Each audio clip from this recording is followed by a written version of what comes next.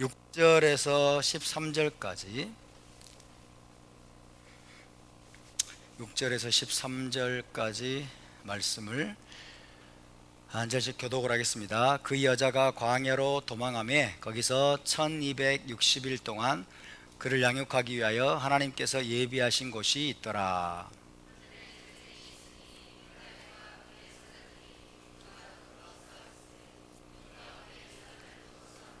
이기지 못하여 다시 하늘에서 그들이 있을 곳을 얻지 못한지라.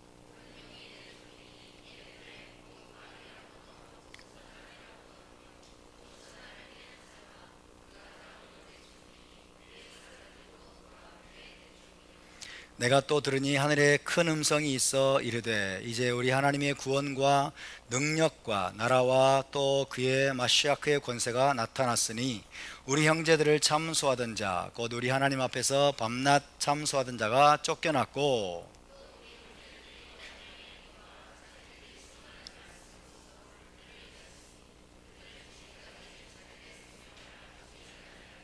다 같이 그러므로 하늘과 그 가운데 거하는 자들은 즐거워하라. 화 있을진저 이는 마귀가 자기의 때가 얼마 남지 않은 줄을 알므로 크게 분내어 너희에게 내려갔음이라 하더라. 용이 자기가 땅으로 내쫓긴 것을 보고 남자를 낳은 여자를 박해하는지라. 아멘. 자, 오늘 계시록 강의는 141번째 시간이 되겠습니다. 지난주에 배운 것을 잠깐 간략하게 우리가 돌아보면 무시무시한 바다뱀 혹은 바다괴물 탄닌이라고 했죠. 탄닌. 용으로 번역이 됐습니다만은 무시무시한 이 바다뱀 혹은 바다괴물 이 탄닌은 사탄을 상징한다고 말씀을 드렸습니다. 사탄이 처음에 타락할 때 혼자 타락하지 않고 어떻게 했다? 하늘의 별 3분의 1을 끌어다가 땅에 던졌다. 천사들 3분의 1을 규합해서 그들을 미혹해서 함께 타락을 했다는 것을 우리가 살펴보았습니다. 그 결과 지금 사탄은 그 3분의 1 천사들과 함께 어둠의 왕국을 구축하고 있습니다. 어둠의 왕국, 그 다음에 어둠의 군대, 흑암의 군대를 이루어서 하나님을 대적하고 하나님의 군대를 대적하는 일을 지금까지 계속해 오고 있다고 할 수가 있겠습니다. 이 사탄을 상징하는 거대한 용, 거대한 탄닌은 여자가 낳은 아들, 즉 메시아이신 예수아를 죽여 없애려고 획책을 했지만은 성공하지를 못했습니다. 예수아께서는 하나님의 특별한 보호하심 하에 여자로 상징된 이스라엘의 혈통에서 탄생을 하셨습니다. 이스라엘의 혈통에서 탄생을 하시고 십자가에서 속죄 사역을 완성하신 후에 하늘로 들려 올라가서 하나님 보좌 우편에 앉으셨습니다. 자, 예수와께서 승천하신 후에 사탄은 아들을 낳은 여자, 즉 이스라엘에게 대대적인 핍박을 가하게 됩니다. 이스라엘에게 대대적인 핍박을 가했지만은 그러나 그 여자는 광야로 도망쳐서 하나님이 예비하신 피난처에서 1260일 동안 보호받고 양육받게 되었습니다. 자, 그렇게 여자가 광야의 피난처로 도망쳐서 하나님의 보호와 양육을 받게 된 그 사건은 1세기 때 이미 이루어진 사건입니다. 1세기 때 이미 이루어졌고, 그러나 그것이 끝이 아니라 마지막 때 다시 한번 그 일이 반복돼서 일어날 것이다. 하나님의 역사는 늘 패턴으로 역사됩니다. 과거에 있었던 일이 나중에 또다시 반복되는 패턴을 따라서 하나님의 역사가 이루어집니다. 마찬가지로 1세기 때 그러했던 것처럼 마지막 때도 여자가 광야의 피난처로 하나님의 큰 독수리의 날개에 의해서 광야의 피난처로 옮겨지고, 그래서 거기에서 1260일 동안 하나님의 특별한 보호와 양육을 받으면서 3년 반의 기간, 대환란의 기간을 보내게 될 것이라고 성경은 지금 예언하고 있는 것입니다.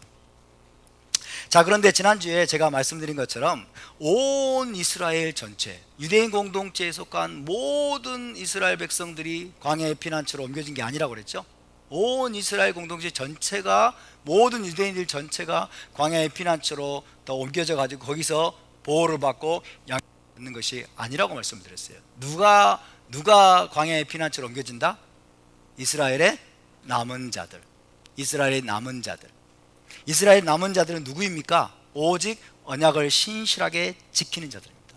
언약을 신실하게 지키면서 뭐예요? 메시아이신 예수와를 믿고 따르는 자들이에요. 언약을 지키고 그죠? 토라를 준행하면서 메시아이신 예수와를 믿고 따르는 메시아 공동체. 메시아 공동체. 바로 그들이 1세기 때 여러분 피난처로 옮겨져서 보호하심을 받았습니다. 그들이 누구입니까? 이스라엘의 남은 자들이에요. 이스라엘의 남은 자들. 마지막 때도 그러할 것입니다. 아멘. 마지막 때도 이스라엘의 남은 자들이 여러분 하나님의 기적적인 보호와 그 다음에 기적적인 양육을 광야의 피난처에서 받게 될 것이고, 그들이 마지막에 하나님에 의해서 구원을 받게 될 것이다 라는 것을 우리가 기억해야 될 줄로 믿습니다. 자, 그와 관련되어서 사도 바울은 로마서 11장 25절 26절에서 이렇게 말씀하고 있어요. 이방인의 충만한 수가 채워지면, 멜로하 고임이죠. 이방인의 충만한 수가 채워지고 나면 어떻게 한다고 그랬어요? 그리하여 온 이스라엘이 구원을 받으리라.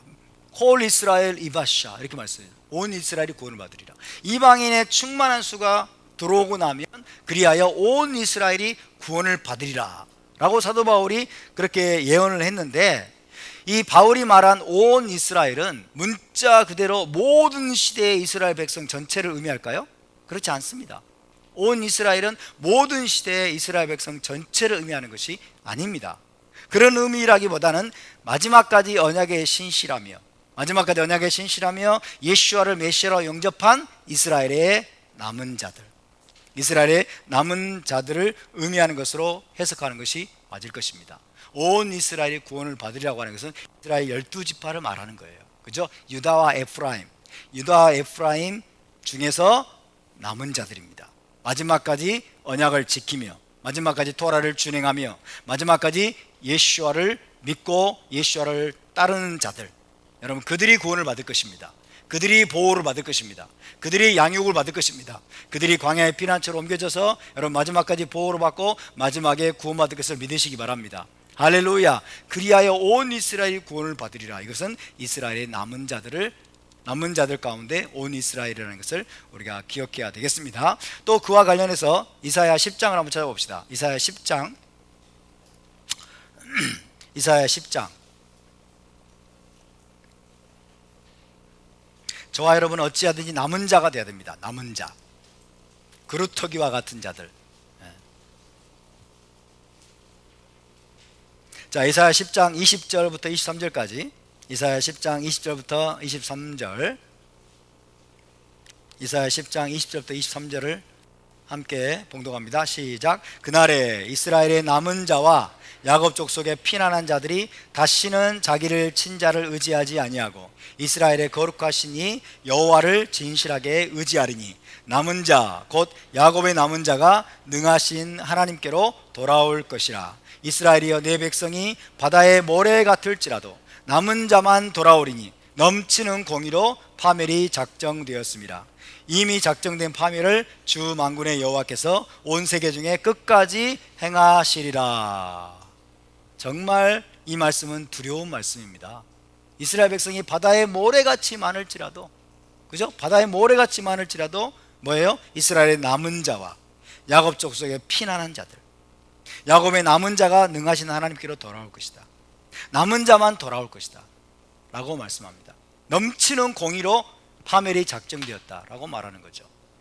하나님의 공의는 정말 두렵습니다. 무섭습니다. 그래서 이스라엘의 남은 자,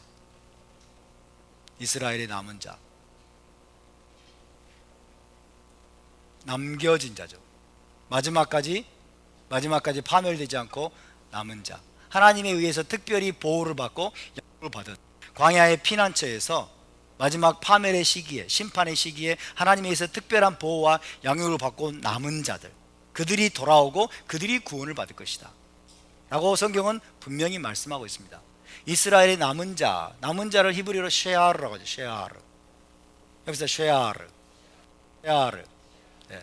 쉐아르 이스라엘, 그렇죠? 쉐아르 이스라엘, 이스라엘의 남은 자예요. 쉐아르 이스라엘.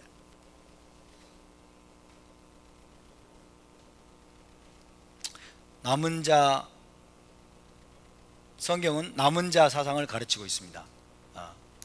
이스라엘 백성이 바다의 모래와 같이 많을지라도, 엄청나게 이스라엘 백성들이 전 세계에 번성을 하고 엄청나게 많을지라도 그 중에서도 남은 자만 돌아올 것이다. 남은 자만 구원을 받을 것이다 라고 말씀하고 있어요. 전부는 뭐예요? 대부분은 하나님에 의해서 파멸을 당하고 진멸을 당하고 때로는 죽임을 당하고 그렇게 된다는 겁니다. 마지막 심판에 의해서. 그래서 이스라엘의 남은 자만 구원을 받을 것이다. 이들이 바로 마지막 때 광야의 피난처,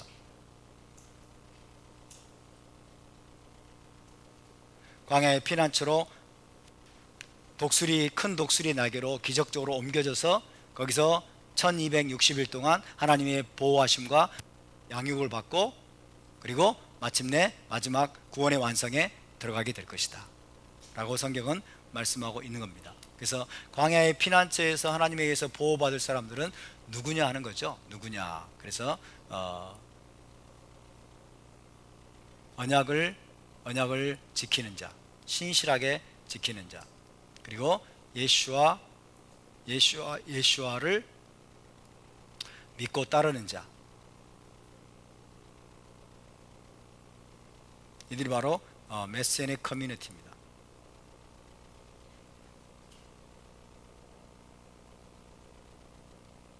메시아 공동체에 속한 자들,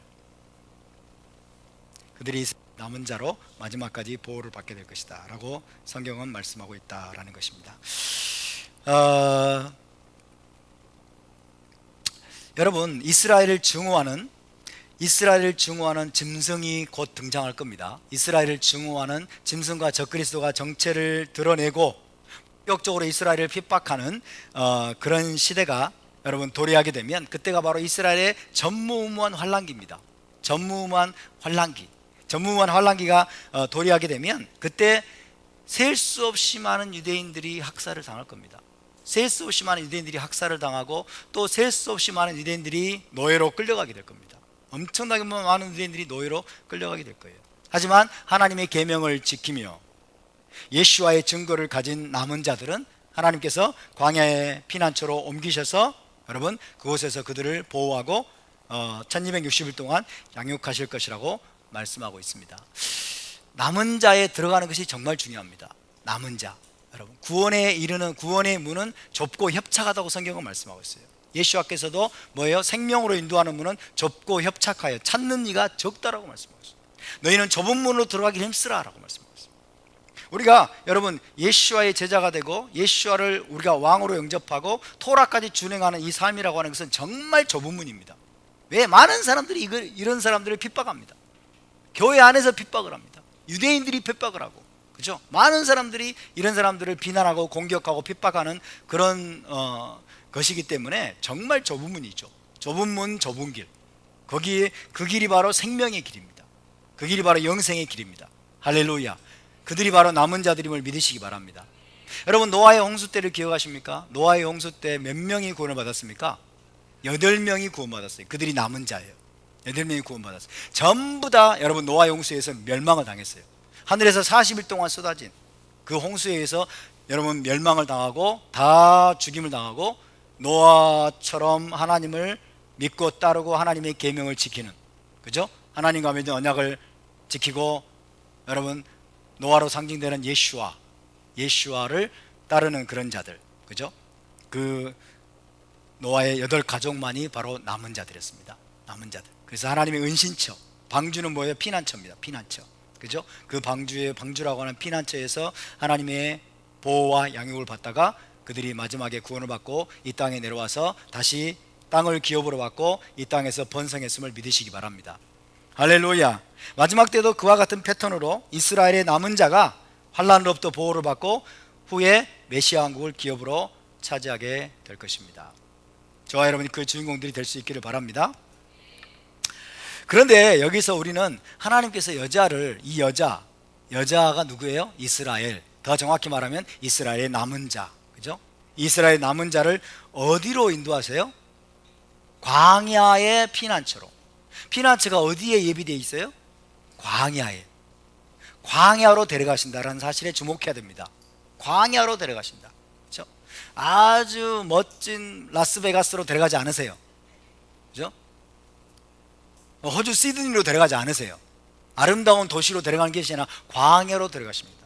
하나님이 예비해 놓으신 피난처가 광야에 있다는 사실을 우리가 기억해야 됩니다. 광야. 따라서 광야. 광야. 광야는 히브리어로 미드바르죠. 미드바르. 따라서 미드바르.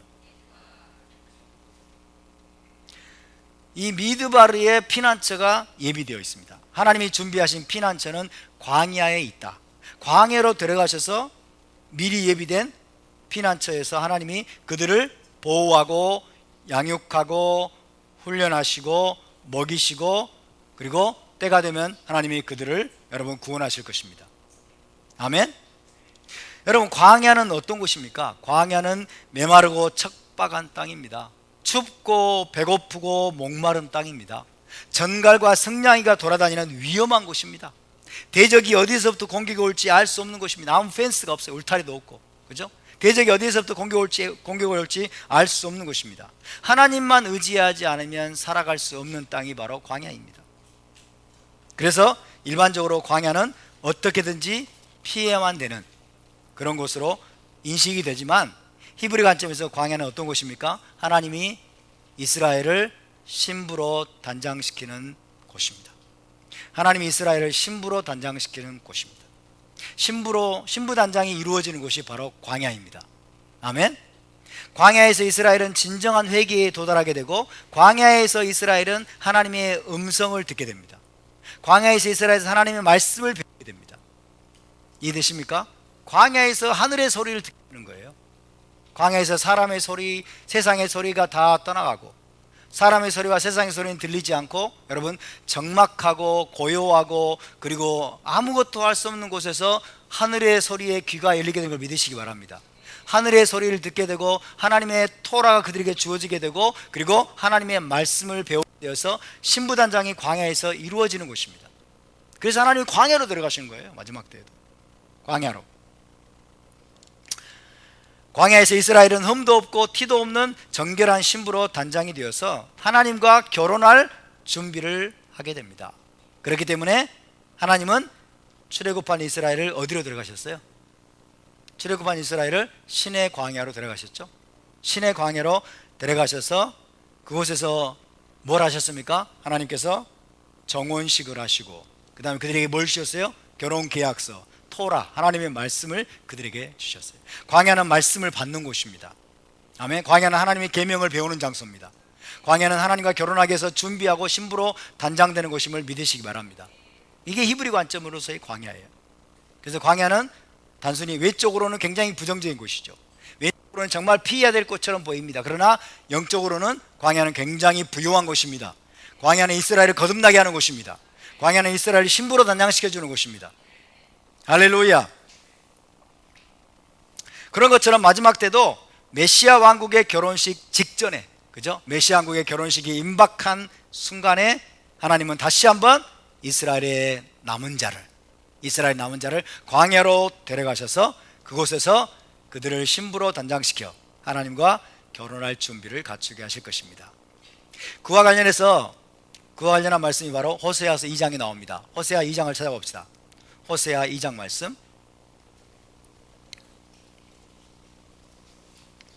마지막 때 하나님이 다시 한번 이스라엘의 남은 자, 신부가 될 자들을 광야로 데려가시는 이유가 있습니다. 광야의 피난처로 데려가시는 이유가 있습니다. 호세아 2장 14절부터 20절을 보겠습니다. 호세아서 2장 14절에서 20절 제가 읽겠습니다. 그러므로 보라, 내가 그를 타일러 거친 들로 데리고 가서, 이게 번역이 참 문제예요. 왜 또 거친 들로 번역을 해놨어? 이 거친 들 히브리어로 보니까 뭘까요? 미드바르예요. 미드바르. 광야입니다. 그죠? 신의 광야와 같은 광야로 데리고 간다고 말씀해요. 누구를? 이스라엘을 마지막 때 하나님이 다시 광야로 데려갈 것이다. 처음에 그러했던 것처럼, 그죠? 광야로 미드바르로 데리고 가서 말로 위로하고, 거기서 비로소 그의 포도원을 그에게 주고 아골골짜기로 소망의 문을 삼아주리니, 그가 거기서 응대하기를 어렸을 때와 애굽 땅에서 올라오던 날과 같이 하리라 그러잖아요. 그죠? 애굽 땅에서 올라오던 날이 시내산에 거기서 하나님과 정혼식을 맺었던 그때를 말합니다. 애굽 땅에서 올라오던 날과 같이 하리라. 광야에서 다시 하나님과 그렇게 뜨겁게 만난다는 거예요. 다시 한번 하나님과 뜨겁게 만나게 될 것이다. 그리고 나하세 베니시마 라고 응답했던 것처럼, 그죠? 나하세 베니시마라고 응답했던 것처럼 광야에서 다시 한번 하나님의 계명을 지키겠다고 다짐하게 된다는 뜻입니다. 16절, 여호와께서 이르시되 그날의 마지막 날입니다. 그때 마지막 때에 그때 내가 나를 내 남편이라 일컫고 다시는 내 바알이라 일컫지 아니하리라. 하나님을 내 남편이라고 여러분 일컫게 된다는 말은 무슨 말입니까? 하나님과 결혼할 준비가 됐다는 뜻입니다. 하나님과 결혼할 준비가 그곳에서 갖춰진다는 뜻입니다. 할렐루야. 내가 나를 내 남편이라 일컫고 다시는 내 바알이라 일컫지 아니하리라. 이 바알은 바알신을 지금 여기서 떠올리게 하는 거예요. 그죠? 우상을 숭배하듯이 하나님을 부르지 않을 거란 뜻입니다. 내가 바알들의 이름을 그의 입에서 제거하여 다시는 그의 이름을 기억하여 부르는 일이 없게 하리라. 모든 우상 숭배 행위를 다 하나님이 근절시켜 버리겠다 라는 것을 말씀하고 있어요. 그날에는 내가 그들을 위하여 들짐승과 공중의 새와 땅의 곤충과 더불어 언약을 맺으며 또 이 땅에서 활과 칼을 꺾어 전쟁을 없이 하고 그들로 평안히 눕게 하리라. 이게 뭐예요? 메시아 왕국입니다. 그죠? 메시아 왕국을 그들에게 가져다 주겠다고 지금 말씀하고 있는 거죠.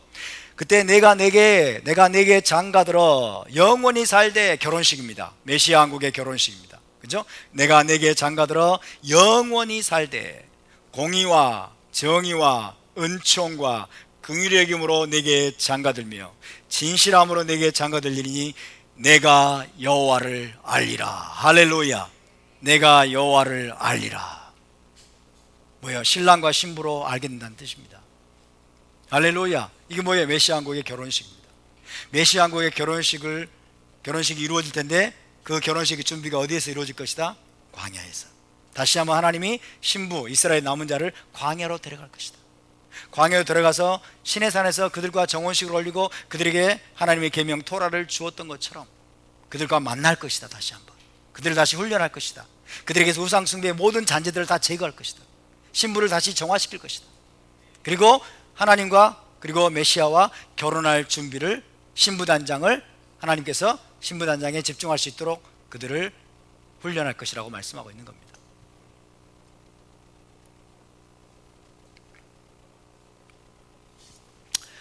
그래서 신부의 준비, 하나님께서 광야에서 신부를 준비시키는데 신부의 준비는 무엇이냐? 그죠? 하나님의 속성이죠. 하나님의 속성으로, 하나님을 닮은 속성으로 신부를 광야에서 준비시킵니다. 그죠? 첫 번째가 제덱이죠. 제덱은 공의입니다. 그 다음에 미시파트, 정의. 그 다음에 헤세드, 은총이라고 했죠. 인자, 은총. 그 다음에 뭐죠? 라하밈은 긍휼. 그리고 마지막에 에무나는 진실함 그랬죠. 신실함. 이게 하나님의 속성이에요. 그죠? 내가 공의와 정의와 은총과 긍휼과 그리고 진실함으로 너와 결혼하겠다. 신부와 결혼하겠다 라고 말씀하는 거예요. 그죠? 예.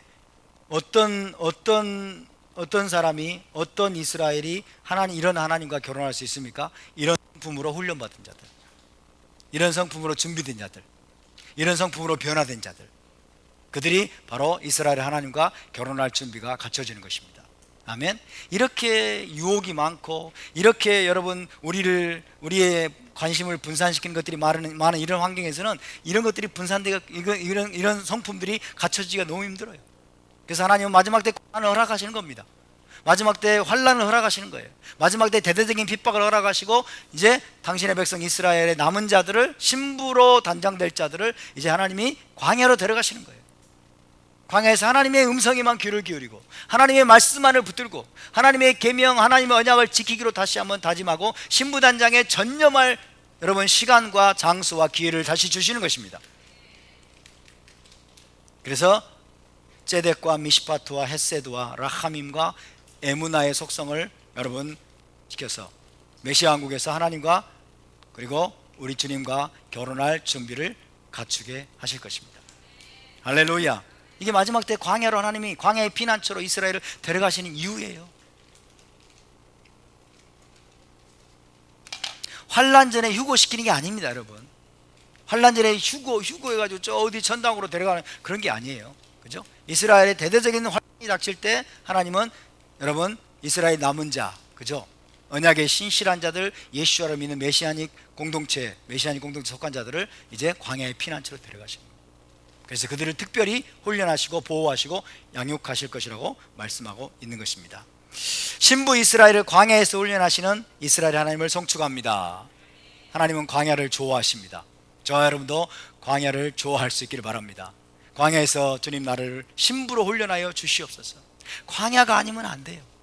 광야가 아니면 안 돼요. 배고프고 굶주리고 먹을 것도 없고 핍절하고 정말 때로는 위험하기도 하고 우리 힘으로 할 수 있는 게 아무것도 없어 보이는 그런 광야. 그런 광야로 우리가 끌려갈 때, 광야로 옮겨질 때 우리가 온전히 하나님만 의존하게 되는 거예요.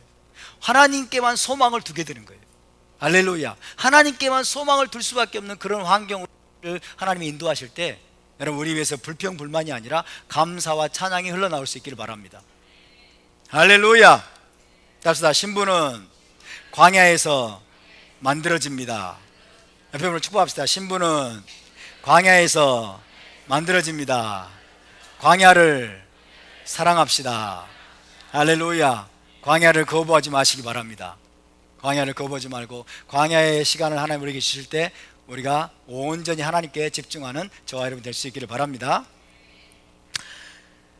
자, 다음으로 이제 7절 계시록 12장 7절에서 9절을 다 함께 읽어보겠습니다.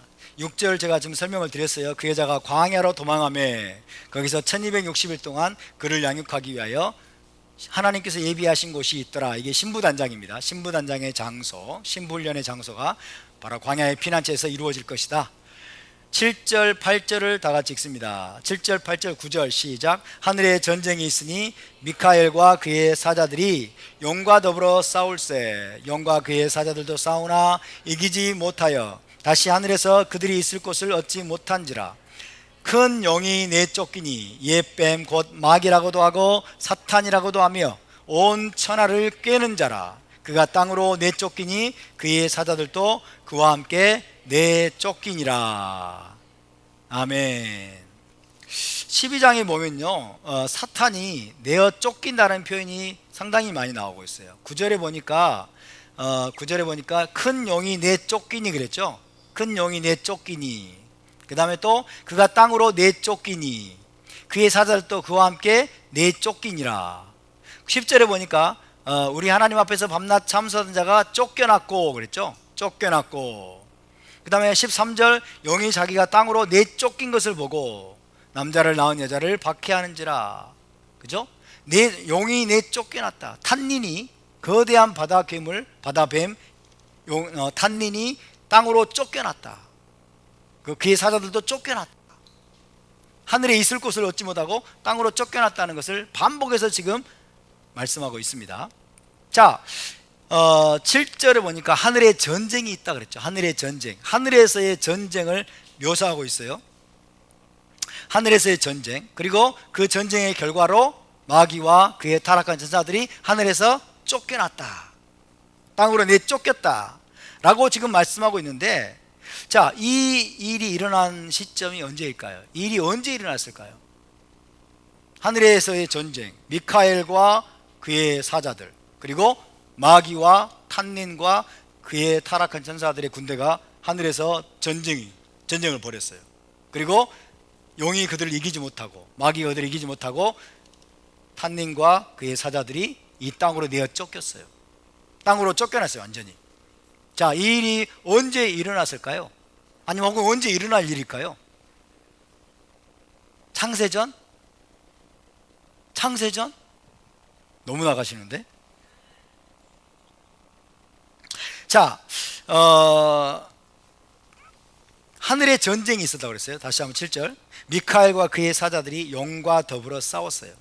용과 그의 사자들도 싸우나 이기지 못하여 다시 하늘에서 그들이 있을 곳을 얻지 못한지라 큰 용이 내어 쫓겼어요.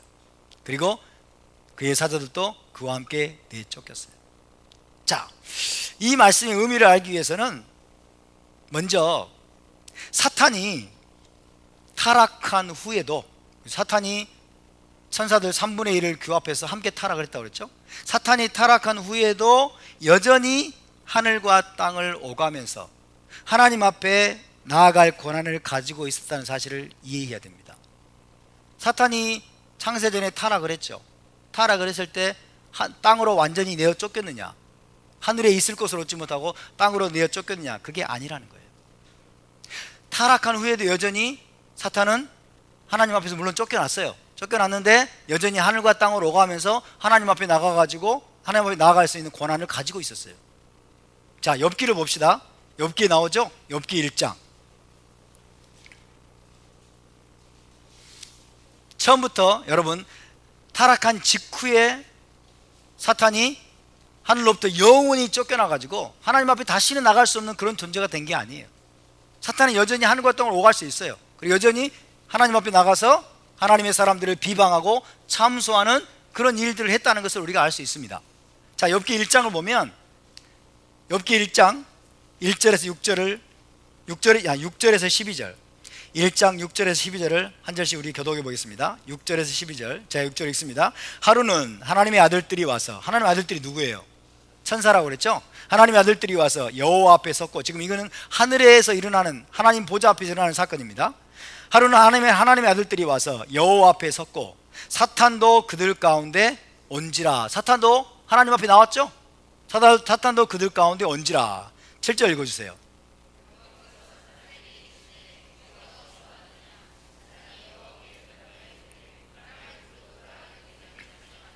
예, 사탄이 지금 하늘과 땅을 오가는 걸 알 수 있죠. 그죠? 욥이라는 사람이 살아있던 때니까 이건 창세전이 아니죠? 창세전이 아니에요. 욥이 살아있을 때 지금 일인 거예요. 사탄이 타락했습니다. 근데 여전히 하늘 땅을 두루 돌아다녀요. 근데 다시 하나님 앞에 나가요. 천사들과 함께 하나님의 임재 앞에서 지금 뭔가를 말하고 있는 거예요. 이해되시죠? 8절 읽습니다. 여호와께서 사탄에게 이르시되 내가 내 종 욥을 주의하여 보았느냐? 그와 같이 온전하고 정직하여 하나님을 경외하며 악에서 떠난 자는 세상에 없느니라.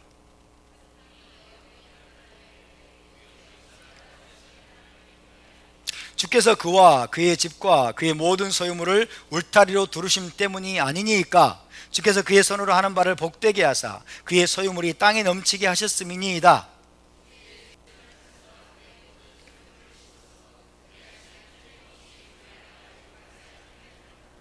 다 같이 여호와께서 사탄에게 이르시되 내가 그의 소유물을 다 내 손에 맡기노라. 다만 그의 몸에는 내 손을 대지 말지니라. 사탄이 곧 여호와 앞에서 물러가니라. 아멘. 자, 이 장면은 분명히 사탄이 타락한 후입니다. 타락한 후고 하나님 앞에서 물론 쫓겨났습니다. 쫓겨났어요. 욥이 지금 살아있는 때예요.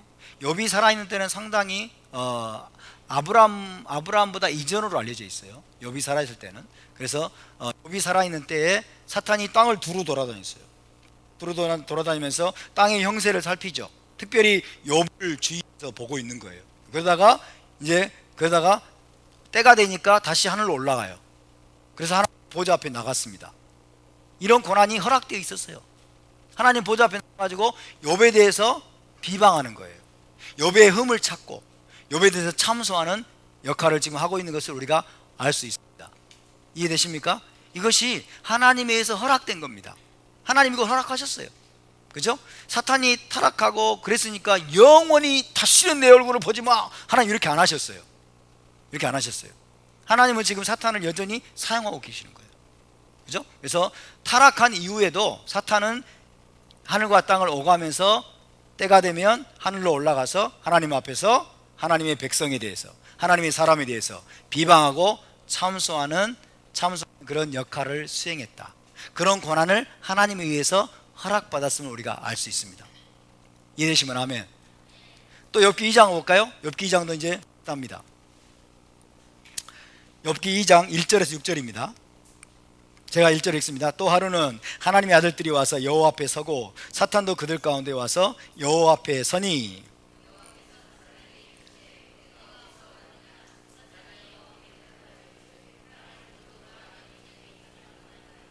여호와께서 사탄에게 이르시되 내가 내 종 욥을 주의하여 보았느냐? 그와 같이 온전하고 정직하여 하나님을 경외하며 악에서 떠난 자가 세상에 없느니라. 내가 나를 충동하여 까닭없이 그를 치게 하였어도 그가 여전히 자기의 온전함을 굳게 지켰느니라.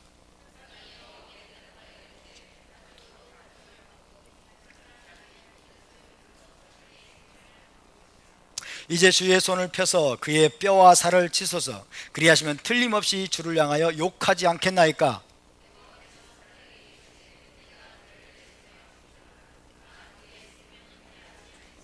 네, 여기서도 사탄이 다시 한번 땅을 두루 돌아다니다가 하나님이 허락하심 하에서 욥을 공격했어요.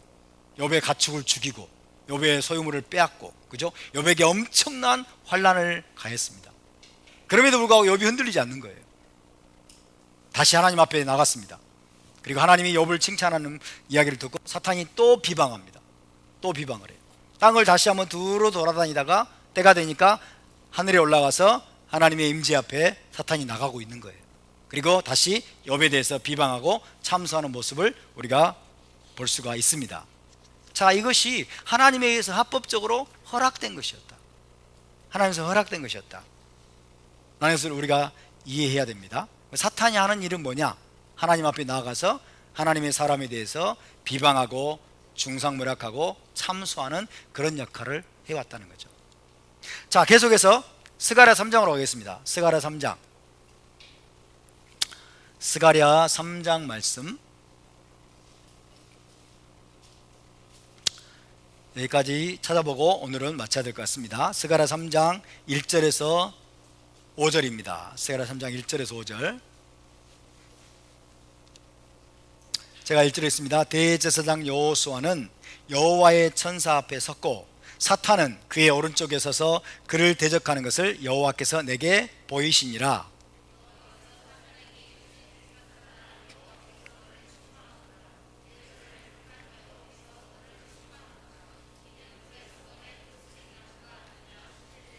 여호수아가 더러운 옷을 입고 천사 앞에 서 있는지라. 여호와께서 4절,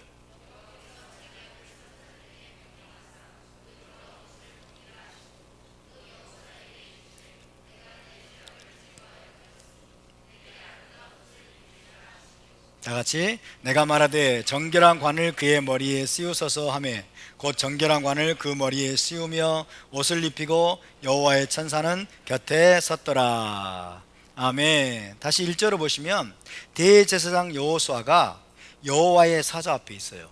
여호와의 사자는 누구일까요? 이거는 메시아입니다. 하나님의 아들 메시아. 그리고 사탄이 그의 오른쪽에 서서 그를 대적하고 있는 모습을 여호와께서 내게 보이시니라. 하나님이 스가랴에게 보여준 환상이에요. 무엇에 관한 환상일까요? 하늘의 보좌 앞에서 일어나는 일에 관한 환상입니다. 하늘의 보좌 앞에 여호와의 사자가 있어요. 그죠? 여호와의 사자가 있고 그 앞에 누가 있어요? 대제사장 여호수아가 있어요. 근데 사탄이 그 오른쪽에 서가지고 이 대제사장 여호수아를 대적하고 있는 거예요. 대적한다는 말은 비방하고 참소한다는 뜻이에요. 그죠? 여호수아에 대해서 막 비방하고 대적하고 참소, 하나님 앞에서 참소하고 있는 모습을 지금 스가랴가 환상으로 본 겁니다. 이해되십니까? 그래서 2절 보니까 여호와께서 사탄에게 말씀하세요. 사탄아, 여호와께서 너를 책망하노라. 예루살렘을 택한 여호와께서 너를 책망하노라. 어디에서 하신 말씀이에요? 하늘의 보좌 앞에서. 그죠?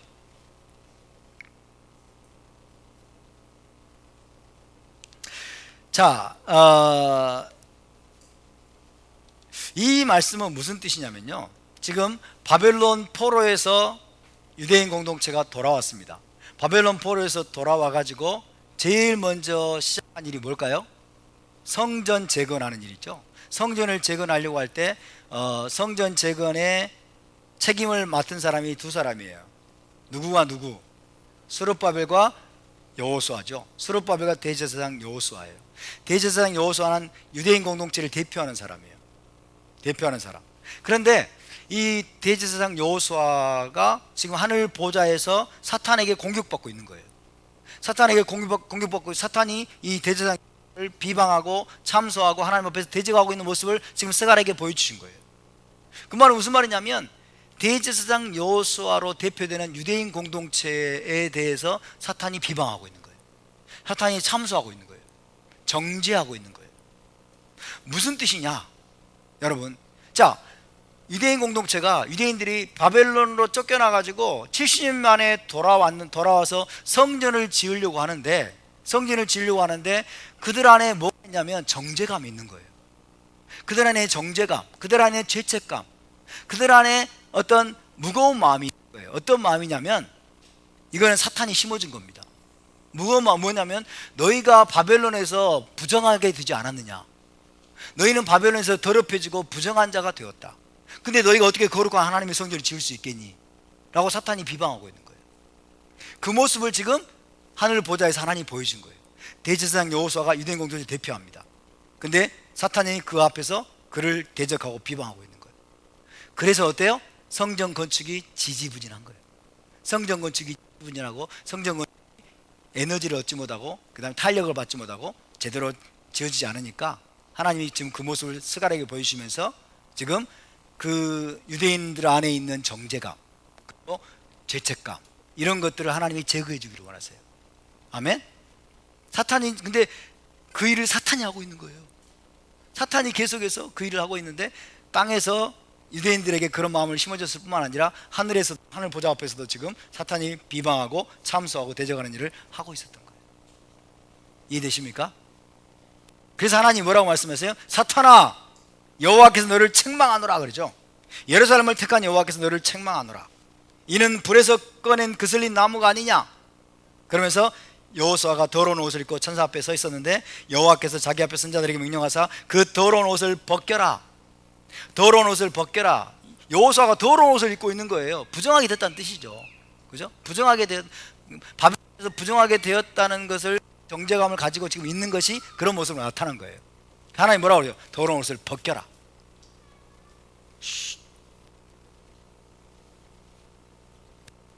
목사님이 지금 말씀하는 시간이지? 네, 조용히 하세요. 괴성을 지르면 안 됩니다. 자, 그 더러운 옷을 벗겨라 라고 하시고 여호수아에게 뭐라고 말씀하세요? 내가 네 죄악을 제거하여 버렸으니 내게 아름다운 옷을 입히리라. 할렐루야.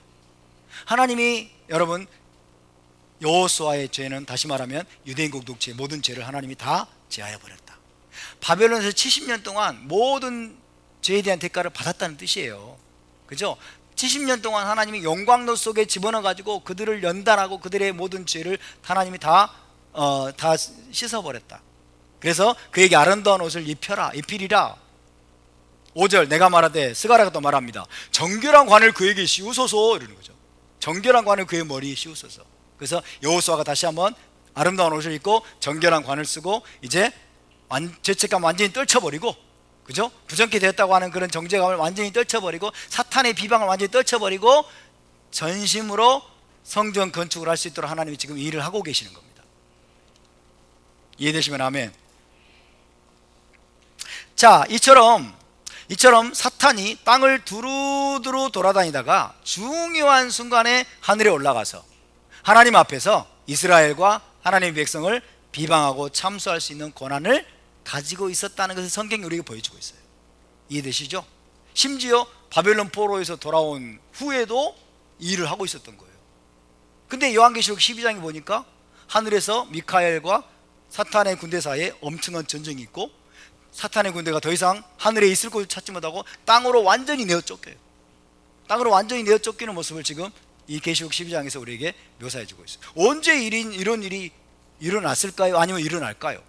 그것에 관해서는 다음 시간에 개봉박두, 오늘 해야 되는데 시간 관계상 죄송하게 생각하고 다음 시간에 오늘에 이어서 계속 말씀을 나누겠습니다.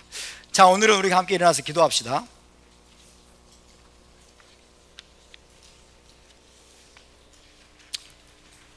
함께 일어나서 기도합시다.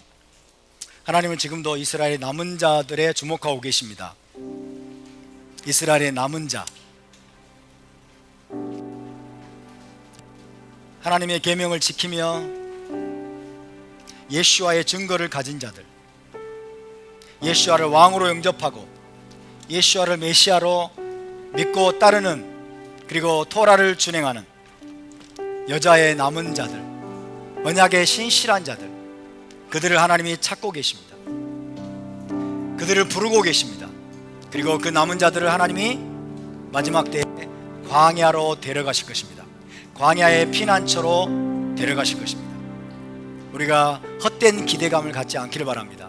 신부는 광야에서 만들어집니다. 신부는 광야에서 예비됩니다. 하나님의 속성을 닮은 하나님의 공의와 정의와, 그리고 하나님의 헤세드와 하나님의 긍휼과 하나님의 진실하심, 하나님의 에무나, 하나님의 신실하심을 닮은 자들로 준비되는 곳이 바로 광야입니다.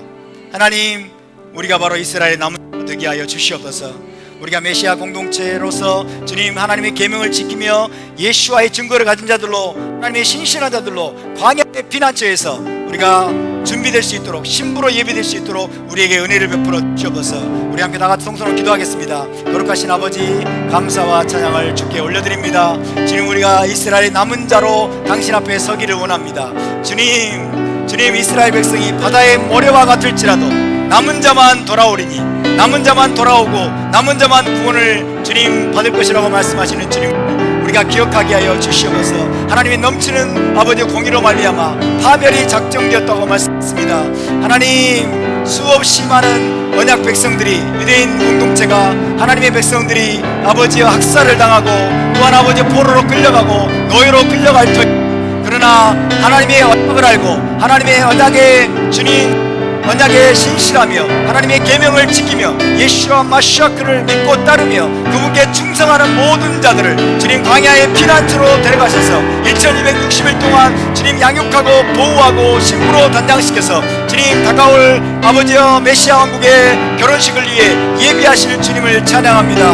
우리가 그 신부의 일원이 될 수 있도록 한 사람 한 사람을 주님 붙들어 주시옵소서. 주님 붙들어 주시옵소서. 광야에서 주님 당신의 거룩하고 정결한 신부로 준비되는 우리 모두가 되게 하여 주시옵소서. 감사드리며 주 예수와 마시아 그 이름으로 기도하옵나이다. 아멘. 제사장 축복기도로 마치겠습니다. 예바레케카 아도나이 베이시메레카 야에라도나이 파나벨레카 비후네카 이사 아도나이 파나벨레카 베야셈 레카 샬롬. 여호와는 내게 복을 주시고 너를 지키시기를 원하며 여호와는 그의 얼굴을 내게 비추사 은혜 베푸시기를 원하며 여호와는 그 얼굴을 내게로 향하여 드사 평강 주시기를 원하노라. 베셈 예슈아 메시케이누 사르 하샬롬. 할렐루야. 하나님께 영광을 돌립니다.